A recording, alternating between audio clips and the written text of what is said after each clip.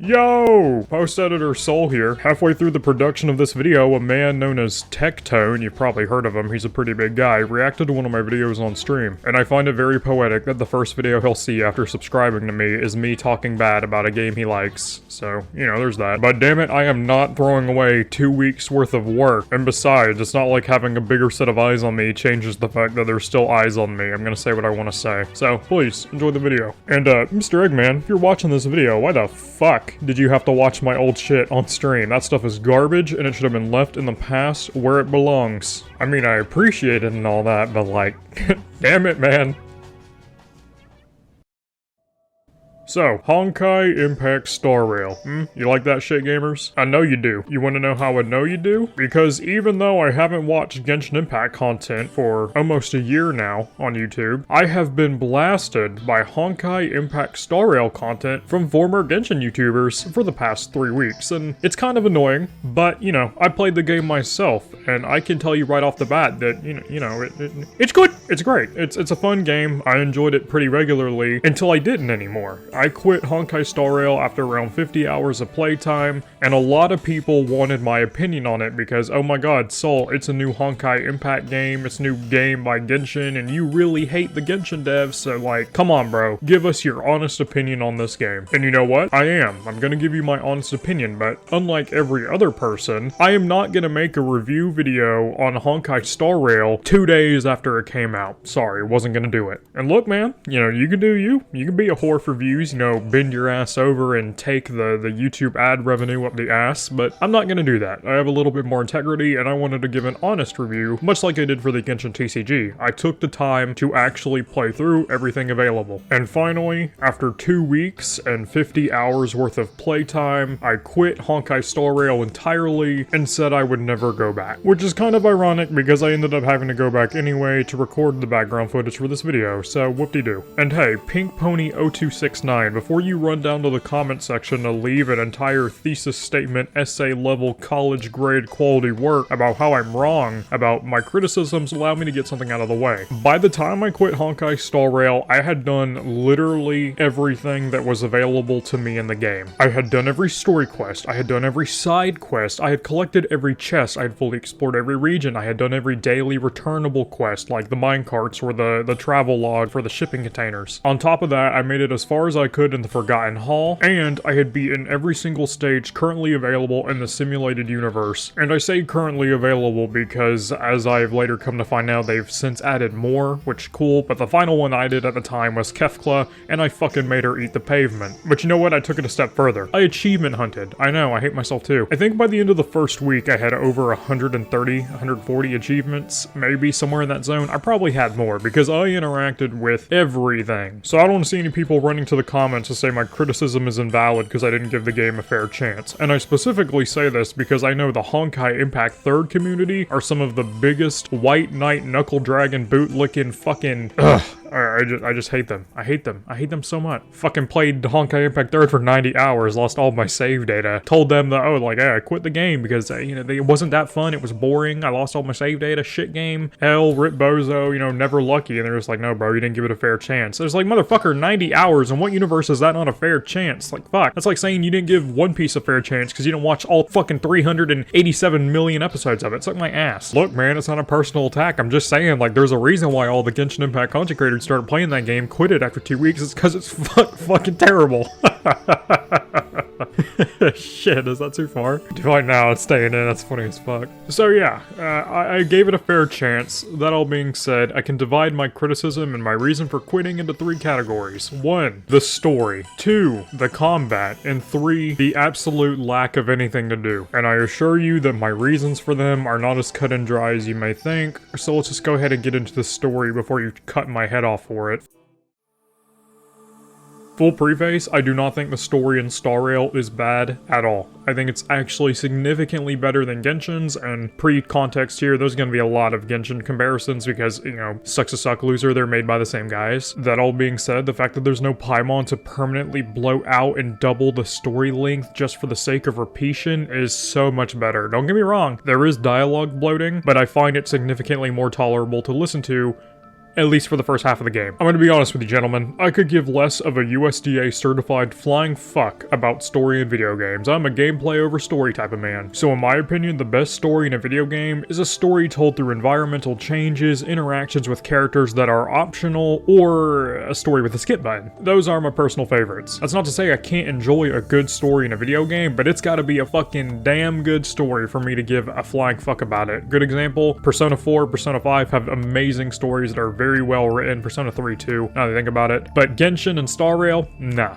sorry, no. It's especially egregious, not just in Star Rail, but in video games in general, when I am locked out of doing what I actually want to do by story. I cannot stand that. It's the reason why open world games are my favorite, and this problem could easily be ramified if you just, please, give us a fucking skip button. Look, I understand that a lot of people will try to make the defense, and I know they will because I hear it all the time, just like, the developers put a lot of work into the story, so you should respect the time that they put into it and just listen to what they have to say. Nah, bitch. Nope, not gonna do that because I don't care, alright? I'm not obligated to do anything. I'm here to play the game and have fun, and if sitting through the story isn't fun, I'm not gonna fucking do it. Their argument that I hear all the time is, no, they shouldn't really add a skip button because that would be rude to the people that like the story, so you should just sit down and enjoy it. First of all, optional. An optional skip button. Secondly, newsflash, buddy, the people that don't care about the story already, they aren't gonna care. They're gonna skip it regardless. So you're just making it easier for us by giving us one button to click instead of having to click 700 buttons. Like, come on, man. If you just gave me one button that I could use and just click to skip all of the story and get to doing the thing that I actually want to do, it would be so much better. And this isn't just a problem for Honkai, it's also a problem for Genshin, and it's something that I've talked about wanting for a really long time. But at the end of the day, it's a minor issue. I can always just pull up my phone and watch like Attack on Titan or some fucking shit and just skip everything just by spamming and just not paying any attention. But at the end of the day, it wastes my time, and there's nothing I hate more than a no good, dirty, rotten.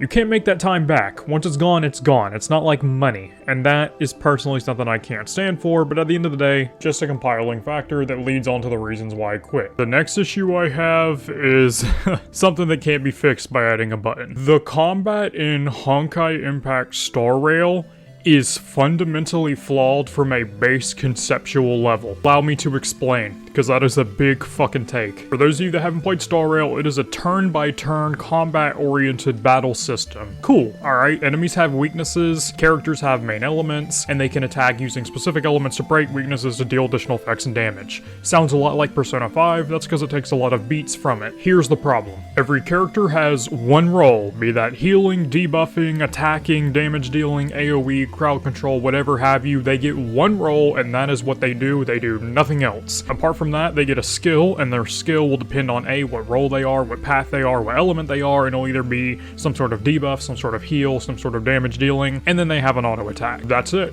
That's how the combat system works. There's other things that come into consideration. For example, your speed stat will determine who goes first in battle, and sometimes it's possible for speed to be buffed in battle so you can outspeed another enemy and get 3, 4, 5 turns in a row. But other than that, that's pretty much it. Characters also have abilities, but more often than not doesn't come into play. The only other meaningful thing in the combat repertoire is an elemental burst or an ultimate attack or whatever you want to call it that will happen every time you attack an enemy, kill an enemy, sometimes when you take damage, when you do an auto attack, a skill, whatever have you. Some characters even passively get it. You will get energy. Once your energy reaches max, it is basically an extra turn that deals one specific type of damage instance and a set multiplier damage whenever you want, even if it's the enemy's turn. And it can be used to some strategy. For example, let's say it's a boss's turn and they're weak and their HP is low because you've already struck their weaknesses a handful of times. And if you can just hit them one more time, you will break the shield and that will give you another additional turn, which will give you the time you need to heal. Well, boom, you can pop that ultimate right before they attack and you break their shield, they lose their turn, and you can heal your team. Awesome, right?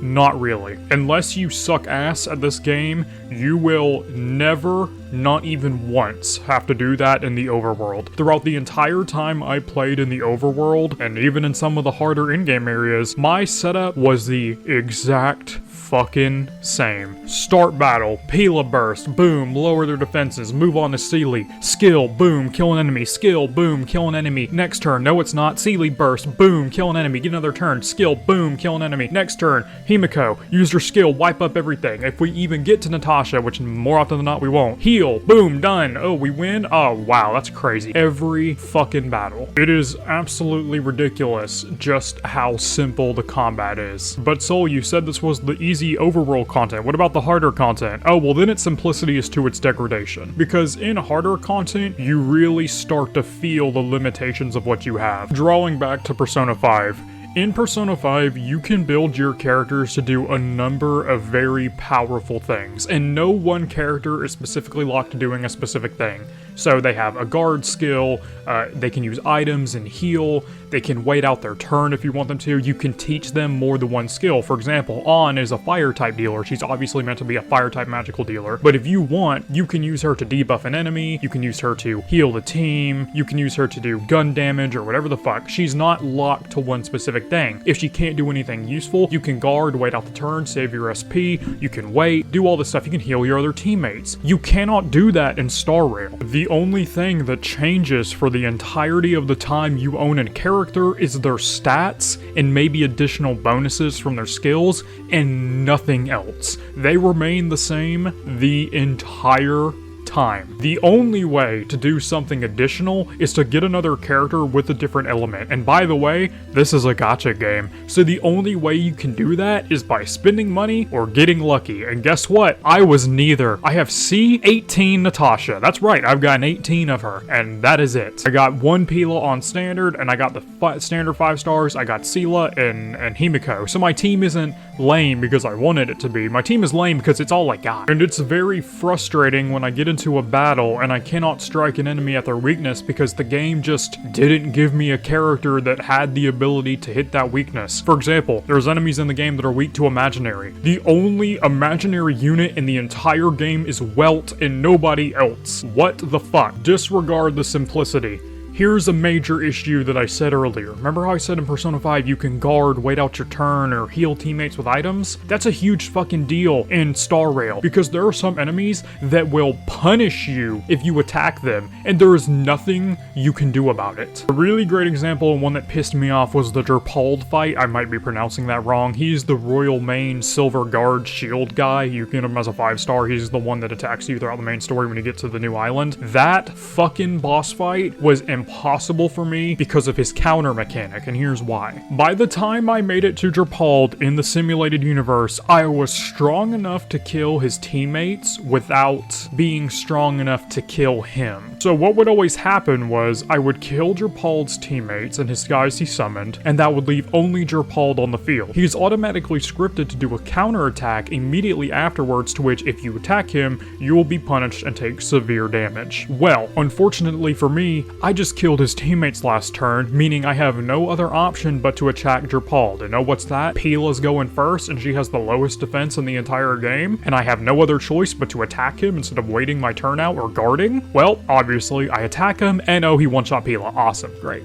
There was nothing I could have done about it. And it would be one thing if it happened once, or twice, or 3 times, but every single time I ever had difficulty in the game, it wasn't difficulty because, oh, it's hard, or it's skill-heavy. I mean, there were some, like the Kefla Simulated World 4, that is how you do difficulty. That is amazing. But most of the time, if I died to something that wasn't just being blatantly underleveled for the thing I was attempting to assassinate, I died because of lack of options, whether it be not being able to break shields, having to eat counter hits from Derpald, Elite Knights, and the giant floating things on the ice area. I don't know what they're called. The women? Yeah, the women. It's frustrating. And let's say you get lucky and you manage to pull a new character. Good for you, man. I'm proud of you. Now you have to build it. So all of the energy and effort you put into building your old characters is now completely invalidated because you have to put all this time, energy, and resin, or whatever, I think it's fuel, into this new character, and it is just another massive time sink. By the time I finally got my hands on strong characters that could deal with the elements that I needed, I had spent all of my fuel and I was completely out of chances to raise my units, and that is incredibly frustrating because, again, like I said, 99% of the difficulty from this game comes from lack lack of options in nothing else. Or at least it was at the time I was playing. I might be wrong about that, and feel free to correct me if I am, I'm sure some of you will, but that's how I felt. And I know other games have this problem, like Genshin, they have that problem too, but the difference is there's no built-in shield on every single enemy that you have to have a specific element to deal with. That doesn't exist, at least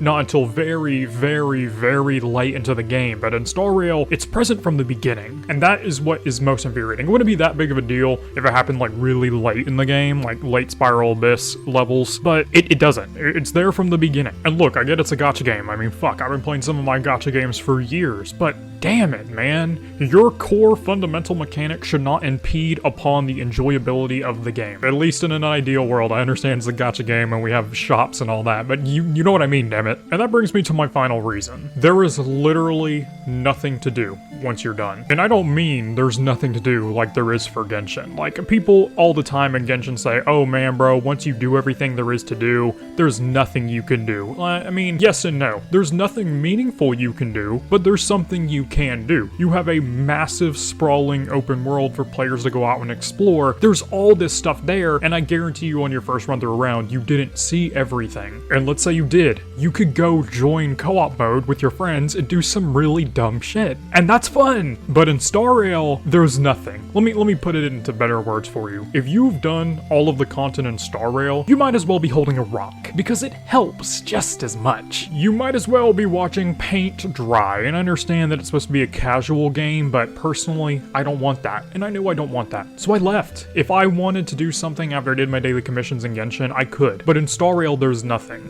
You can't go explore the world because it's so linear. Like, it's not open world like it is in Genshin. Once you've gone through the story, there's maybe a couple things you'll go see, but it's nothing so interesting you're gonna want to return, if that makes sense. Once you've gotten everything, and all the chests especially, and it's not like Genshin chests where it'll take you 10-20 hours to get all the chests. It maybe takes you like 50 minutes to get every chest. You're done. That's it. There's nothing left for you. So what do you do now? You sit and wait, and that's boring. I don't want to sit and wait. I mean, that's really it. There's nothing else I can say about the situation because there's nothing that will ever change that. I understand it's a fundamental gacha game, so I didn't enjoy it, so I quit. That was it. 100 hours in, I had my fun, I got my money's worth, I left. It's that simple. I'm already in an abusive relationship with Genshin Impact. I don't need to be in an abusive relationship with Honkai Star Rail, and currently getting cucked by my wife Puni, so, you know, don't want to add another one to that, you know?